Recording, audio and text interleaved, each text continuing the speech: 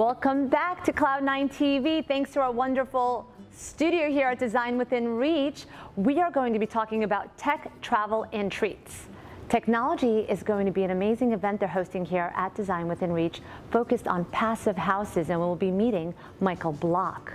Then we're going to travel all the way to Nevis with our friends at L'Hermitage, Jenny Lupinacci and her family-owned beautiful escape from the busy hustle and bustle here in the East Coast. And then we have the award-winning chef from Terrain, Jessica Bankston, coming in and sharing with us one of her cocktails called The Botanist. It's absolutely amazing. I can't wait to try it. So let's go have some fun.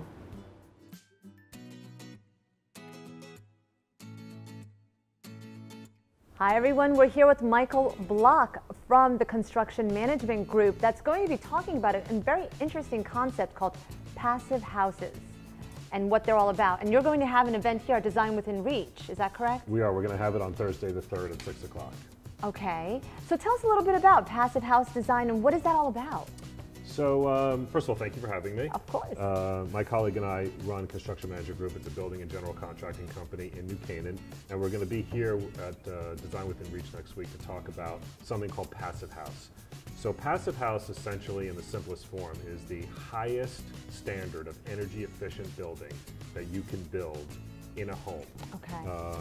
It started out in Europe probably 25 years ago. It's making its way very quickly into America, and especially in the New York area, the New York City area. Actually, if anybody drives down the East River towards Manhattan, you'll see on Roosevelt Island, there's construction going on for a building called Cornell Tech. And it's going to be the world's tallest passive building in the world. So it's very close to home here in Connecticut. How tall is it going to be? It's going to be 27 stories. Oh, We're not doing it, unfortunately, but it's in line. There's a number of homes in Connecticut. There's a number of homes sort of in the tri-state area and in the country. And essentially what passive is it reduces your energy consumption by up to 90%, and it reduces overall sort of electricity and energy use by almost 75%. So are you using things like those Tesla tiles? Are they being incorporated into it? No, actually it's pretty simple actually. When you think about a home and the home that's being built, you think about sort of what we call the envelope of the home. And the envelope is essentially your walls and your insulation. So what we do with passive houses, we essentially thicken the walls so they're thicker, which allows for more insulation. We make sure that we orient the house, so we put the house toward the southern and western parts of the wherever we're building the land. So obviously, because when the sun rises in the east and sets in the west, as the sun goes, you're maximizing your sun exposure. We use something called triple pane windows, which are very thick windows, which almost acts as the boiler for the home, which brings in a lot of sunlight and a lot of energy and heats the home. And we also eliminate something called thermal bridging. And thermal bridging is almost like essentially heat highways that are in your home. So if a lot of the older homes here that maybe were built in the early 1900s or the mid-century, they have air that leaks out through the bottom of the door, air that leaks out through the cracks of the house. We tighten all that up. So when you do all that, the energy consumption is so little that a 4,000 square foot home can potentially run on what the equivalent is of 2 blow dryers. That is crazy. Yeah, so it's pretty amazing. So you take a look at, maybe the traditional house has, let's say, oil for heat, and maybe you're using just regular electricity or whatever for air conditioning. You could be paying thousands and thousands and thousands of dollars for your energy bill.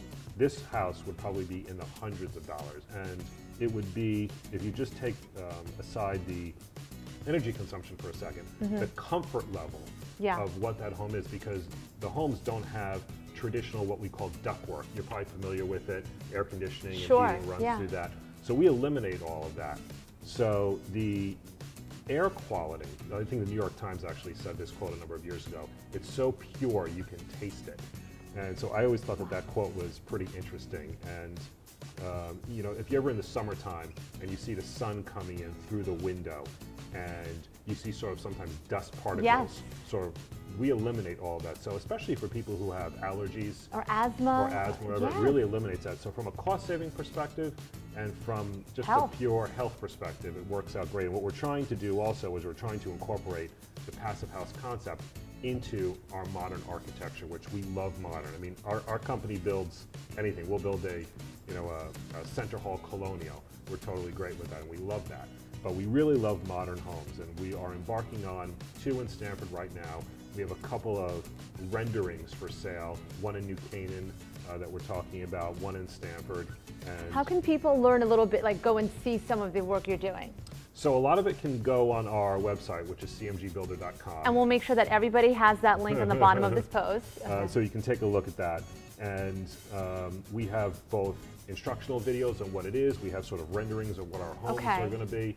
And we are really excited. It's kind of interesting because even a short number of years ago, if you asked the average person what a passive home is, they'd probably look at you like, I don't know what it is. Sure. But today it's really becoming, I don't want to say a household name, but it is starting to become more prevalent. And the one other thing that I'll say is that it's called passive house because when you live in maybe a traditional home that has oil or that has ductwork for air conditioning, you are actively consuming energy, right? So passive house essentially does the opposite, which is the home is essentially kept at a consistent temperature. So you are passively using energy consumption. You're not actively extracting oil or using electricity. Do people have to make it from, like, when they're working with you and your team, are they building a brand new home or can they incorporate it into their current home? So most of the time we do it, it's going to be a new home. That being said, there are what we call retrofits in the business, where if someone is essentially gutting their whole house, that can be done. It's a little harder. It's a little bit more complicated. But it's better to start fresh. But it is better to start fresh. That being said, there are a number of retrofits that go on. Actually more on the commercial side rather than the residential side. Yeah. But that does happen. Well, this is amazing. And so August 3rd at 6 p.m. here in Design Within Reach in Westport, Connecticut, 154 Post Road.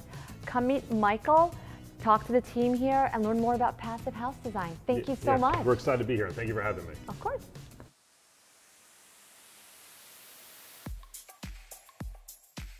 We are traveling over to Nevis, a beautiful island off of St. Kitts that has over 350 years of history. One of the most unique hotels in this island is the L'Hermitage, owned by a local family in Westport, the Lupinaccis. Jenny Lupinacci and her family have owned this hotel for over 40 years with an elegant, unpretentious, and charming setting. The restaurant serves fresh dishes harvested from the garden. Share the magic of this beautiful boutique hotel with a swimming pool and the natural surroundings of this island, Nevis. For booking information, check the website listed below, sharing more information about the Hermitage Hotel.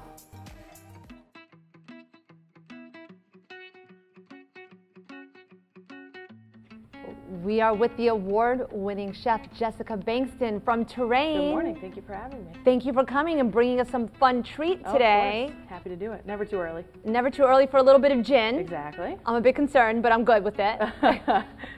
So what's the name of this drink? This is a cocktail from our dinner menu. It's called The Botanist. That's organic gin, grapefruit juice, blood orange, and pink peppercorns. I love it because you're doing a lot of dinners now at Terrain. A lot of dinners. We're open for dinner Wednesday through Saturday. People really know us for our brunch, and we're trying to get them in because we have a beautiful dinner. I'm so excited. So I get to try this now? Of course. All right, ladies, everybody, team, please, if I drink too much of this, help me out. I'm so excited. Maybe the good stuff's at the bottom. I know. Yeah, I'm scared. You'll be okay.